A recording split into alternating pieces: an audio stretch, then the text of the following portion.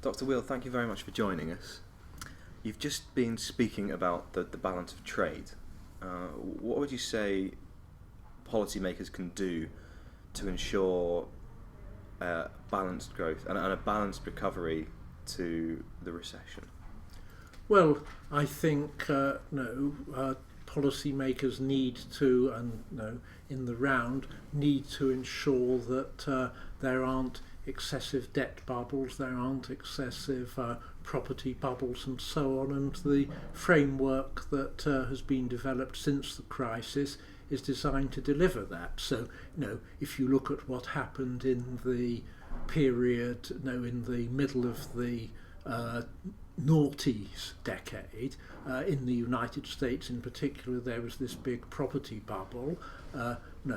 Now we and they have arrangements in place, macroprudential regulation designed to stop that sort of thing happening and to ensure that the pattern of the economy is more balanced.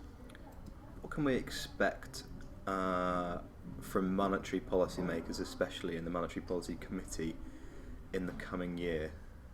Well, I certainly go to each meeting with a fresh mind and not uninformed by the past, but I think that the job of the Monetary Policy Committee is to make the appropriate decision in the light of the way the situation is in each month. So I wouldn't want to make a forecast of what either I or my colleagues are going to do over the next year.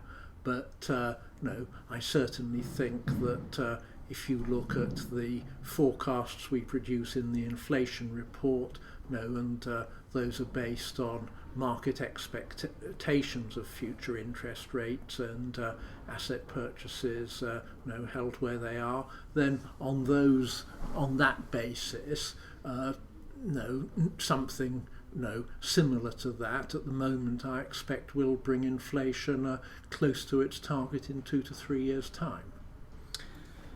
Adam Posen, who we had here last year, has suggested that the governor of the Bank of England has a lot of executive power, possibly too much. Do you recognise his concerns? Well, before I went to the Bank of England, I spent 15 years running the National Institute. Certainly, I describe it as a small business, and nothing remotely like the Bank of England, but I can completely understand that for an institution to function, there needs to be someone in charge, and they need to be responsible for the day-to-day running of the organisation. The Public Accounts Committee, the Parliamentary Public Accounts Committee, this week issued a report stating that quantitative easing had been, in their words, an expensive experiment. Do you think that's fair? Well, what I found myself thinking, back to, when I read that and thinking back to the time when asset purchases had been introduced, supposing, the Bank of England and the Treasury said, we can't think of anything to do because we only want to use what's been tried before, and we only want to use policies whose outcomes have been certain. Now, in those circumstances, they, I'm sure, would have done nothing. But that would have been a much bigger risk, as far as I can see, than the risks taken with quantitative easing. I think different people have different views on the magnitude of the effects of quantitative easing, but I think everyone I've talked to believes that it has been supportive of the economy and that there are more people with jobs, there's more economic activity and so on than there would have been had we not undertaken those asset purchases. But probably a small chance of seeing more QE this year. Well, I go back to what I said earlier, that I go to each meeting in the light of the data, and vote in the light of the data for the economy as it actually appears to be then. I think it's fair to say that obviously there are two different forces pulling rather in opposite directions on, at least in my mind at the moment. On the one hand we have inflation, which is gives a sense of being becalmed above target. On the other hand, we have an economy which hasn't really grown.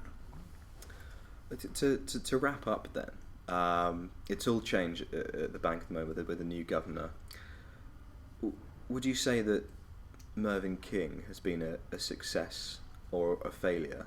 And what would your advice to the new governor, Mark Carney, be? Well, I don't want to offer advice to the new governor. I think Mervyn King has been a success in extremely difficult circumstances. I think it's perfectly easy for people, and they certainly do, to look back with the benefit of hindsight and say this or that ought to have been different. But you have to remember that policymakers don't have the benefit of hindsight. They have to assess things as they actually are. And what the current governor has done is guide the bank through a period of, I think, unprecedented difficulty in economic policy making. Now, it was certainly a financial crisis of a type that Britain had never experienced before. Martin Weale, thank you very much. Thank you.